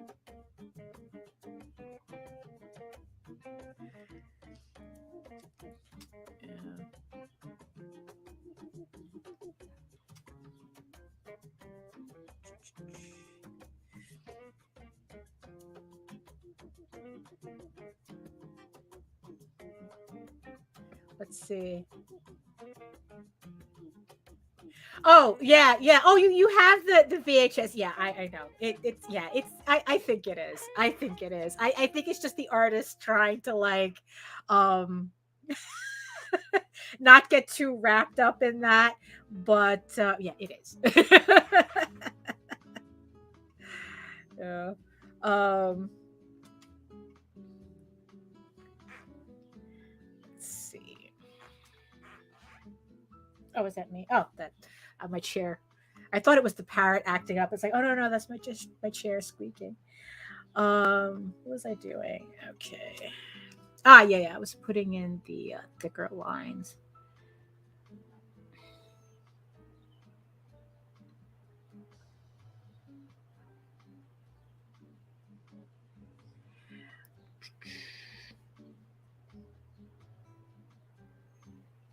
Yeah. So in the end, the two things that made a major change, in my artwork, was getting a new chair. Was getting this chair. Amazon, just a standard Amazon office chair, made all the difference in me being able to sit and just work. And this Eclipse Studio Bang. Um, so yeah, so I you know what, yeah, and also, here's the thing too. I'm not sitting here regretting that I should have learned this a long time ago. That's the funny thing. Usually I have that whole, like, FOMO thing that's like, oh, I fucking missed out. Now I have to learn everything from scratch. And um but that was the funny thing. It's like I didn't have that with this. um it's like I'm just really happy to use it. Oh, okay. So Does everybody have to get fed again? Didn't they eat yesterday? All right, so Nina is closing the VIP room. You know, yeah. So, oh, that's interesting. Do you ever get inspired for body shapes in weird places? Like you see a person and go, "Damn, she'd make an awesome orc." Take a photo and use it to stencil a character. Okay, so one, you don't want to do that in real life publicly because they're it's like that's kind of rude to take pictures of people in public without them knowing. But in terms of like of in ter- in terms of like getting inspiration from like stock photos and stuff, yeah, all the time. There's this photo that keeps getting shown online. I forgot which Olympics it was, but there was a photographer who pretty much went like he took, I guess, like every gold medalist in every category of Olympic sport, and he photographed them, and he put them all together, especially the one with the female athletes. He put together as one poster, and to see it's an amazing poster because it's like to see the variations of what's considered peak performance, in physical. Oh, okay. Oh, all right. There you go. I mean, okay, at least you ask. At least you ask. That's good. Never had one person tell me no. I mean, sure, because that's just how we work. Look, if they're allowing you to do it, feel free. I mean, in the end, it's like it's art, right? It's so yeah, so this poster of like what peak performance looks like, and it's just really mind-blowing to see the variation of bodies that each sport pretty much requires. So yeah, so that's a pretty interesting, because people think athlete and they only think of one particular person, one particular body type. And you look at this poster and that's not the case at all. I mean, I like watching MMA, mixed martial arts. I like watching that on occasion because it does the same thing for me. It's like being able to see the different types of body types that can do what these people can do. And like sometimes the heavyweight division is really interesting to see like how those bodies can move. Like sometimes those guys do shit that it's like I wouldn't have never have guessed they would have been able to move like that. And then it's like you have like this, I mean, it's like just see like the smaller divisions, like like it's just also kind of like like I said, it's like people have this idea as to what an athlete looks like, and sometimes it doesn't. That's kind of it's not the only option.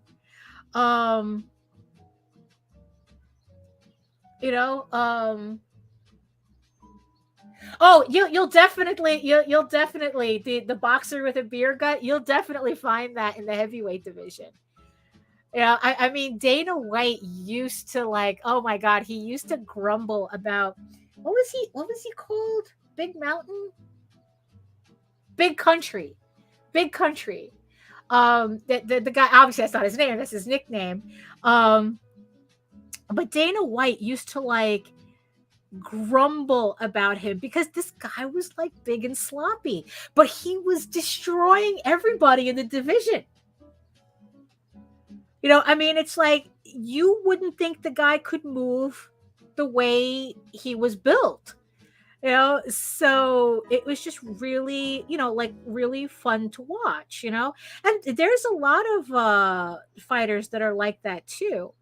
And it's like, and actually what I find funny are the fighters who, again, they're top of their division. Oh, Butterbean. Yeah, exactly, right?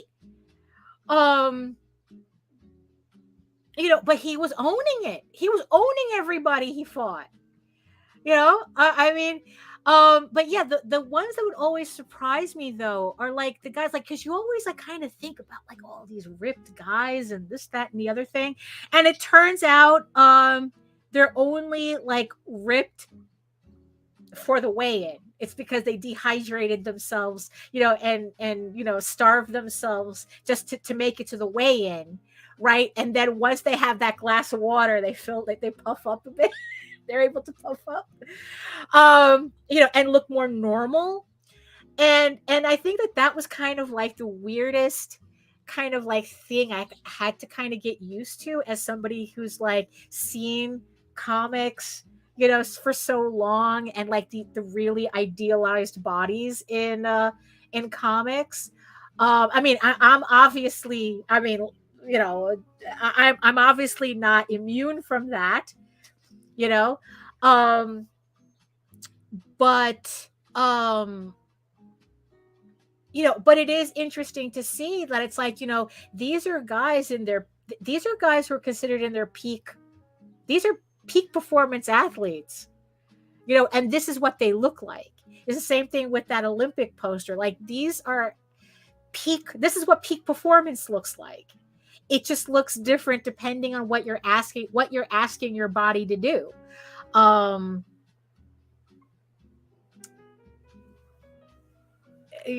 So yeah, no, all the time it's like you see kind of like, it's like, oh wow, it's like that person looks like kind of like, wow, it's like, who are they? Who are they and where can I put them?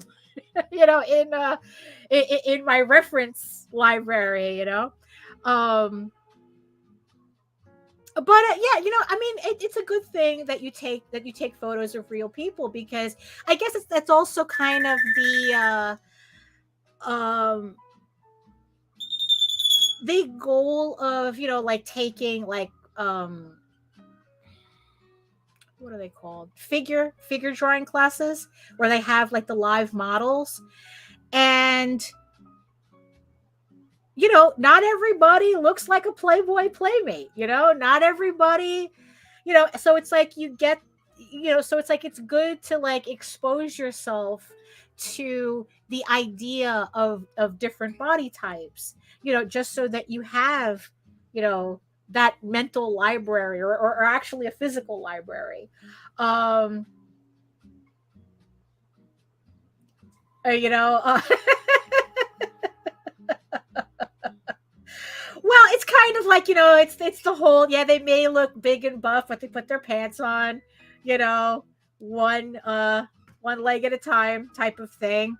Um I remember I remember this, I don't know, this commentary I saw where it's like this guy, I this guy was watching bodybuilders at like Gold's Gym or something, and like, I guess videos of them or whatnot, and it's like, that's like they're all big and buff and whatnot, and kind of like this idealized body. But the guy was saying, it's like these guys, they lose, they're exhausted when they walk from their car to the door of the gym. It's like they have no cardio whatsoever. And he was saying, it's like that he I guess like he owns a farm, or he works on a farm, or used to work on a farm. And he goes, none of these guys would be able to survive working on a ranch, working, like working on the farm that he worked on. He goes, none of them have any endurance. They have the muscles, but they're useless muscles. They're only there for show. So but the ironic thing is that this is what people consider, oh, that's what peak performance looks like. That's, meanwhile, these guys can't do anything, you know um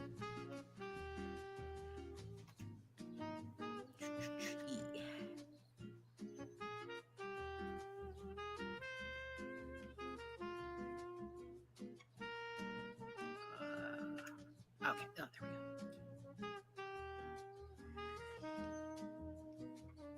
So yeah, so it's always good to learn how to draw different body types or just in general. But yeah, or it's like, you know, uh oh, that's really funny. The whole that reminds me. Oh my god, that reminds me of a scene that one of my favorite books is from Bret Easton Ellis, Glamorama. It's the author of American Psycho. American Psycho is my favorite book, but it's a toss up between American Psycho and Glamorama. It's like so. The concept of Glamorama is what if Zoolander was serious? Like it's about a terrorist cell that uses models that uses fashion models as terrorists, as agents of terror. Very strange book. So what it is like, so the book is entirely there's a lot of references to the fashion industry and this, that, and the other thing. So there's this scene in Glamorama where so the main character he's getting ready for an underwear shoot, and or he has so he's making a sandwich, right? So or what his girlfriend thinks he's making a sandwich. And so the girlfriend comes in and he sees him with the Wonder Bread, right? With the white bread. And she thinks he's making a sandwich because he's about to go on this photo shoot.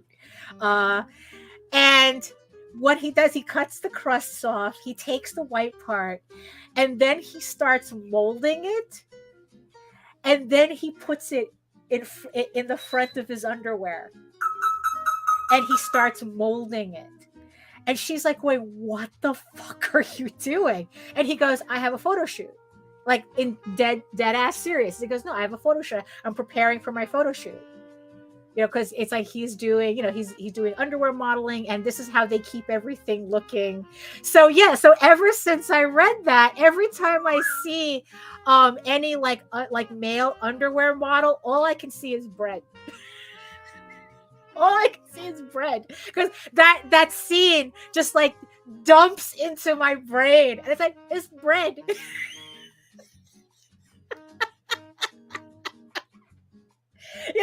I mean, really, it's like and mind you, like I said, Glamorama is dead serious. It's kind of like it's a thriller. It's not a comedy like Zoolander. Although they did come out at the same time, one had nothing to do with the other, but it was still just kind of funny because I love Zoolander.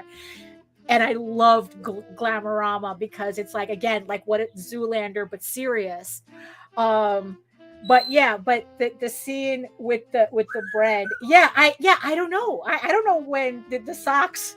I guess bread is more moldable. I guess it's like you can. It's kind of like paper mache, but with bread. So yeah, it's yeah.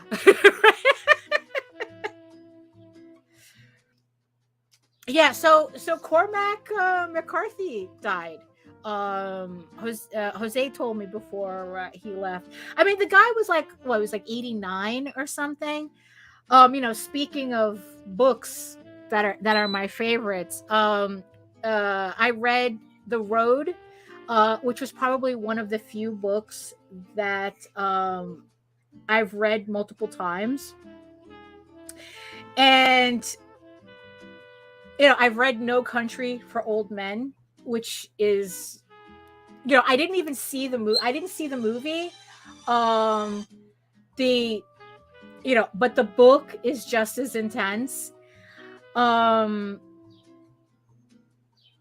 I do like the theory that I was watching Wendigoon. He did this entire video on No Country for Old Men. And I didn't even realize like the idea that Chigurh, that Anton Chigurh, the main villain, technically doesn't exist. Although that's also a thing in American Psycho too. Where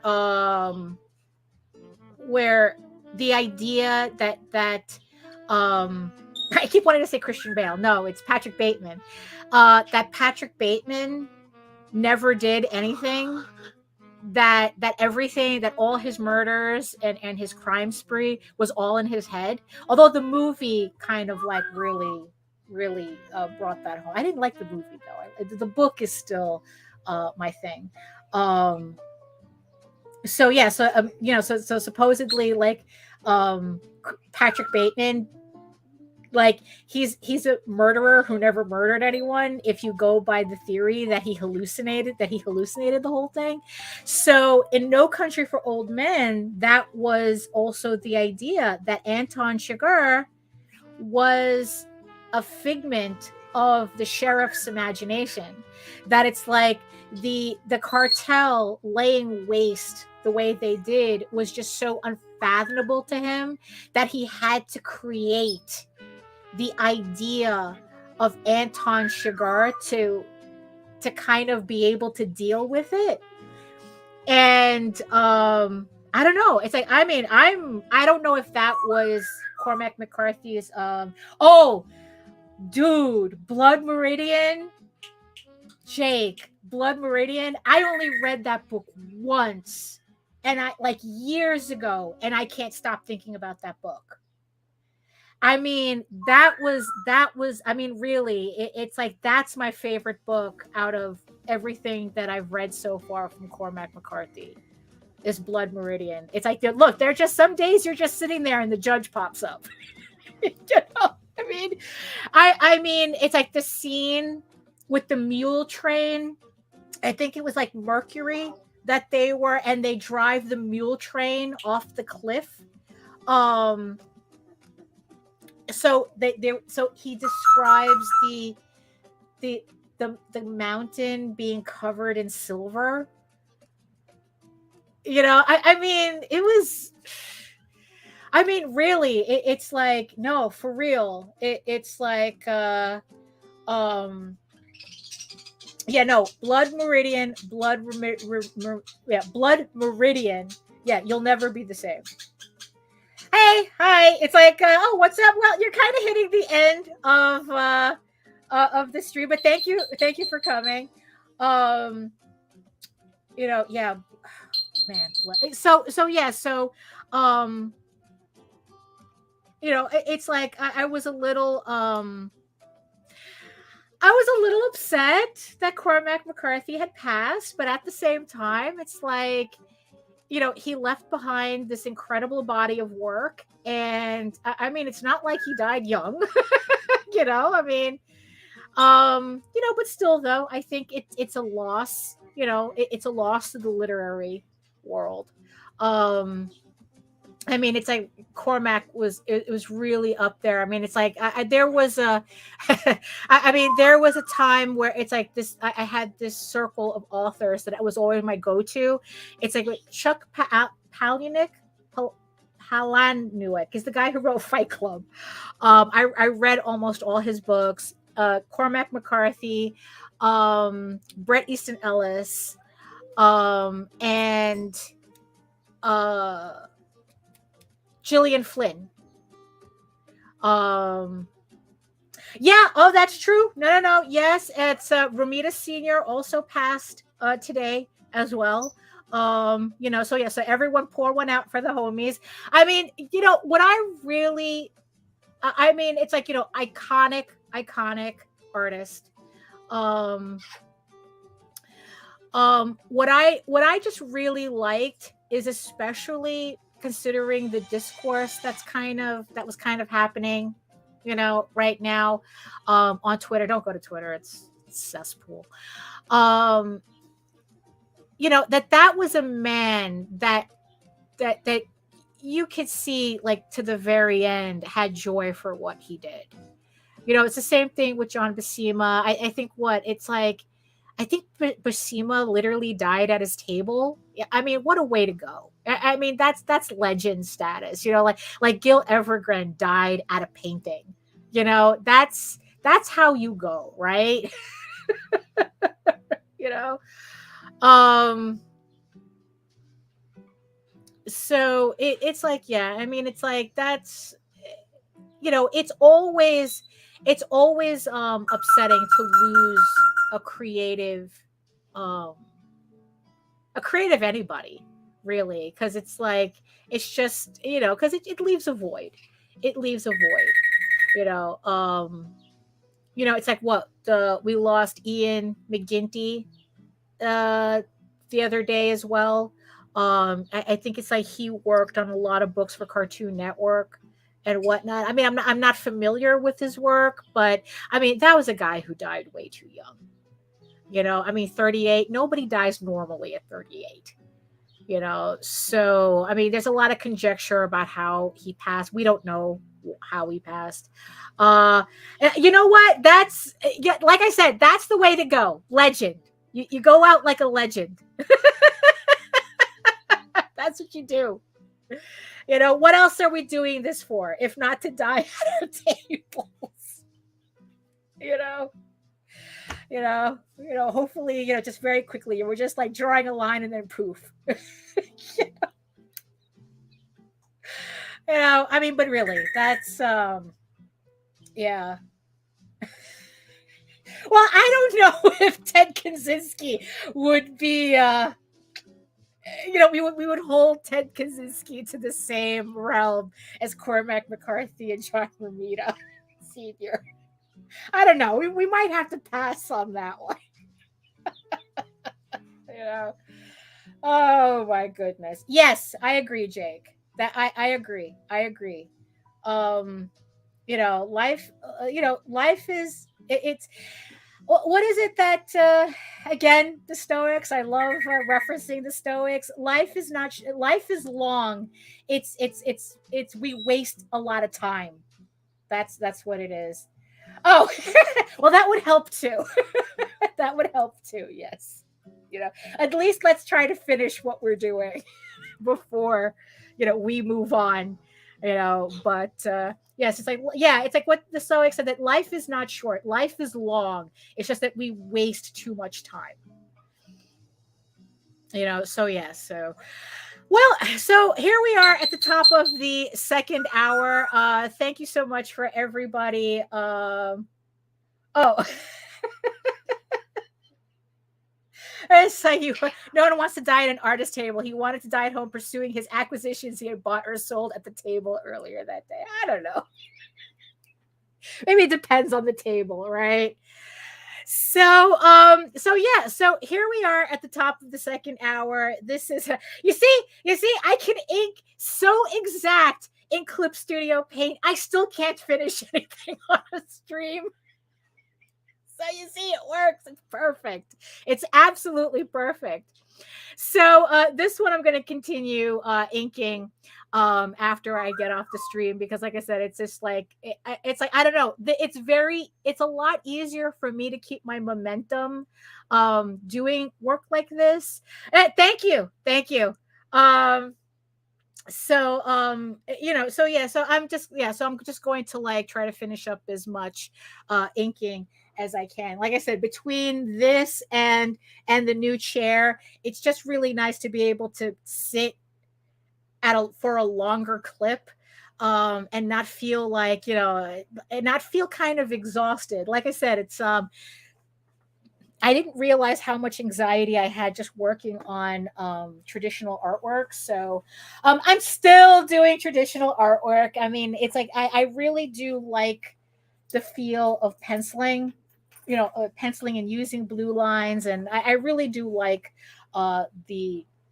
the feel of that. But what I see kind of happening more is that I'll do pencils as blue. I'll do my regular blue line pencils traditionally, and probably finish them up even more digitally, so that I have, because I never like inking on the blue lines anyway. So it's just kind of nice to have the original piece, the original pencils. And because honestly, pencils are probably the only other time that I'm working that I feel like it's like, it's good. I don't have, it's like, I don't know, inking was always where all the anxiety is. So I don't feel like I'm missing out too much moving, inking to the digital realm, because it's like I said, the amount of stress that I don't feel anymore inking is just like it's, I mean, it's to me, it's mind blowing. I never realized that that was that much of an issue.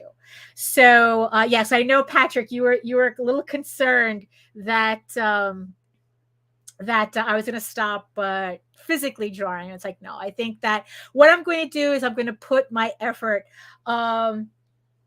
Let's see. Have you ever considered that every piece of art that you make going forward will never had or will ever have a physical handmade original ever?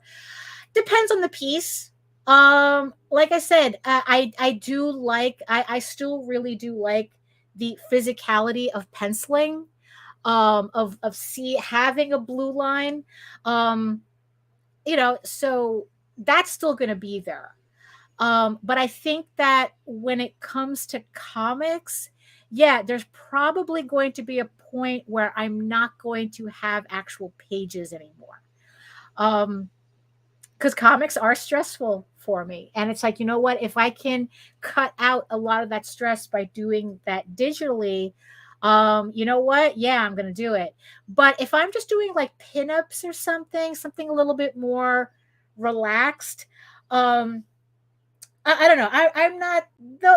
Those are probably still going to have physical, like blue lines and what. I think those are still going to have physical artwork. So I wouldn't.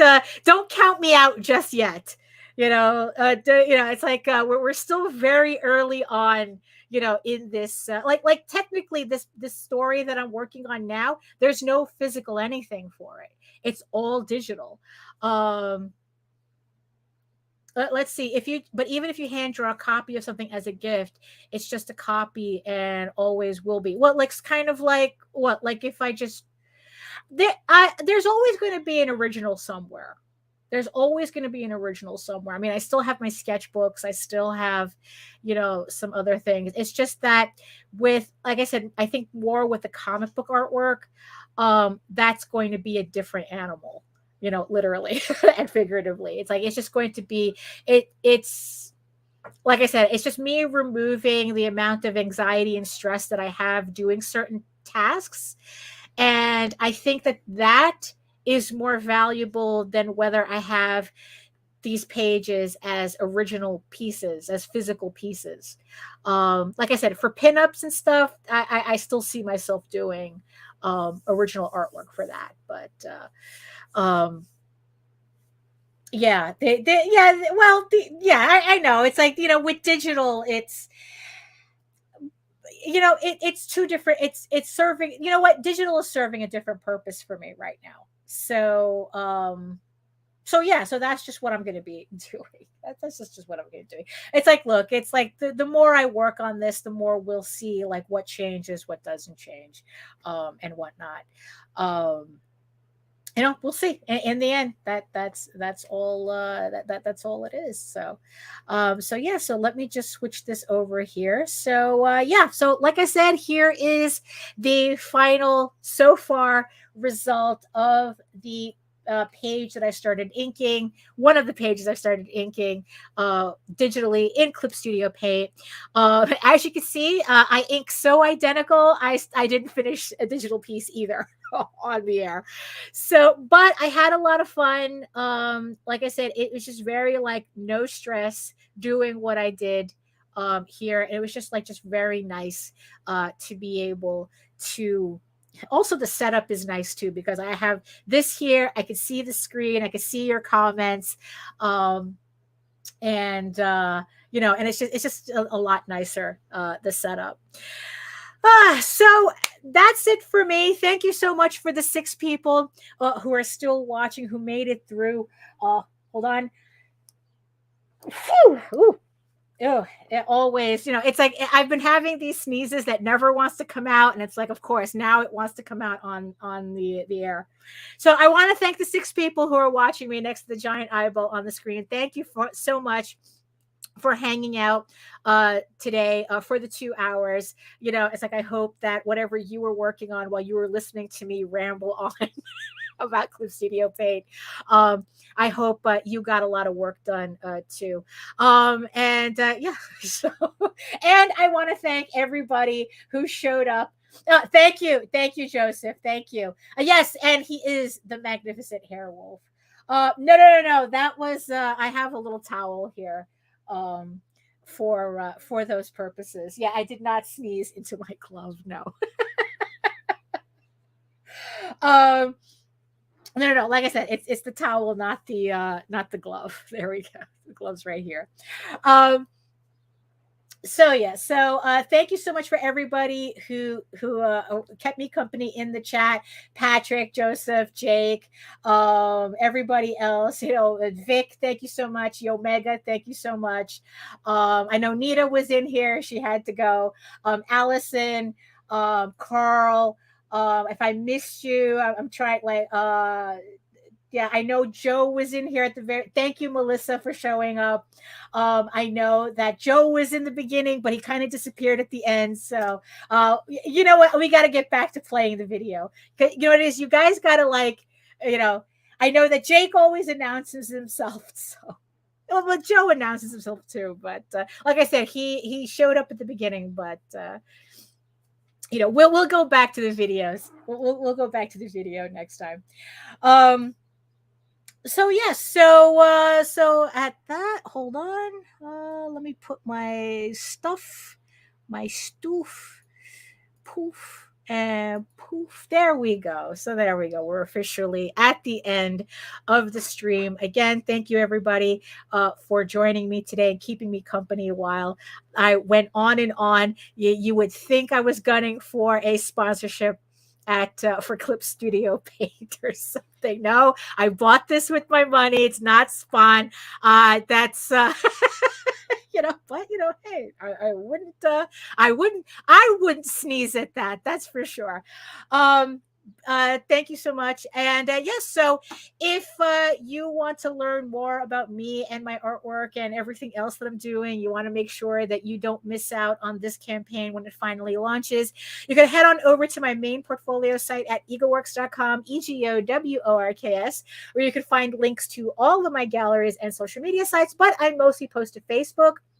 So if you don't want to miss out on any of these campaigns for this work that I'm doing, for the Unicorn King's Daughter, for the collaboration with Sky of Thorns, it's like you want to make sure that you follow me on Facebook, especially to keep, for real-time updates on that. And remember that you can watch all my videos on how I make my comics, including previous streams, on YouTube at my channel at Daphne Lage, Lage Art. It's right here on the screen, coincidentally. And also remember that I also stream through Indie Comics Network as well. So you can find my videos at indiecomicsnetwork.com as well.